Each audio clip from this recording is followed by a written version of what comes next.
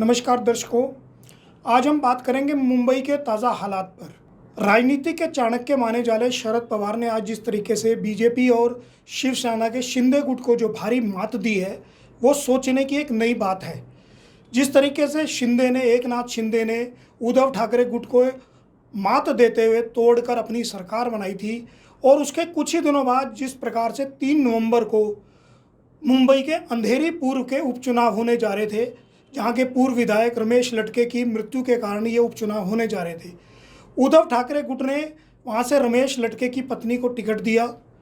एकनाथ शिंदे के ऊपर आरोप लगा कि वो उनकी पत्नी का जो इस्तीफा है, वो बीएमसी की क्लर्क कर्मचारी थी, उनका इस्तीफा मंजूर नहीं होने दे रहे थे, जिसको लेकर उद्धव ठाकरे गुट मुंबई हाई कोर्ट गया और मुंबई हाई कोर्ट के आदेश के बाद वहाँ से इस्तीफा मंजूर हुआ और उपचुनाव के लिए उनकी पत्नी ने नामांकन भरा।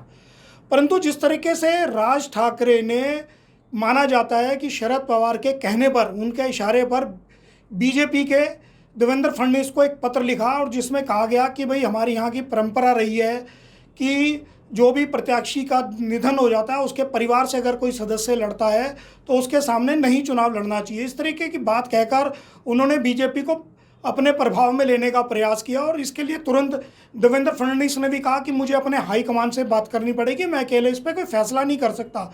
और उसके कुछ ही घंटों के बाद बीजेपी प्रत्याशी जो पटेल थे, उन्होंने अपना नामांकन वापस ले लिया। अगर सारी यही कवायद एकनाथ शिंदे और बीजेपी को करनी थी तो चुनाव लड़ने की क्या आवश्यकता थी। इतनी बड़ी सरकार बनाने के बाद जो एक मैसेज आना था कि उसमें से कौन गुट कितना प्रभावशाली है, क्योंकि बहुत जल्दी बीएमसी के चुनाव होने वाले हैं और उस चुनावों पे इसका प्रभाव पड़ना था कि ताकत किसकी ताकत दिखाई देती। तो इसमें माना जा सकता है कि उद्धव ठाकरे ने अपनी ताकत दिखा दी।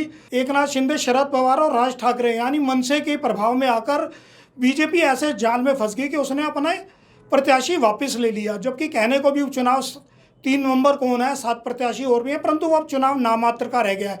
इसीलिए आज जो उद्धव ठाकरे गुट का जो शिवसेना का मुखपत्र है सामना, उसमें बड़े डटकर उन्होंने आज बीजेपी की खाल उतारी है, और उसमें लिखा कि कमलाबाई भागी। कमलाबाई इसलिए लिखा कि कमल जो है वो बीजेपी का चुनाव चिन्ह है, और कमलाबाई भागी करके उन्होंने इस तरीके से वो किया है।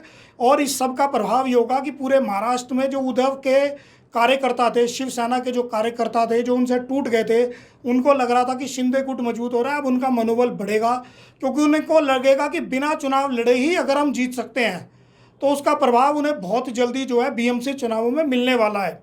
चुनाव अगर ये बीजेपी जीतती तो निश्चित रूप से बीजेपी और शिंदे गुट के कार्यकर्ताओं का मनोबल बढ़ता, परंतु वे सब ऐसा नहीं कर पाए। और आप देखिए कि सारे प्रकरण में जो एकनाथ शिंदे गुट के भी एक विधायक ने पत्र लिखकर जो है इस बात का समर्थन किया कि जो है बीजेपी को अपना प्रत्याशी वहाँ से हटा लेना चाहिए।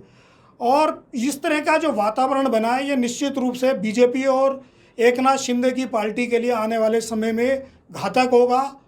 उद्धव ठाकरे आक्रामक होंगे और वो अपनी खोई हुई ताकत पहले से अधिक प्राप्त करने की स्थिति में होंगे। आपकी इस बारे में क्या राय है, हमें लिखकर ज़रूर बताएं। बहुत बहुत धन्यवाद।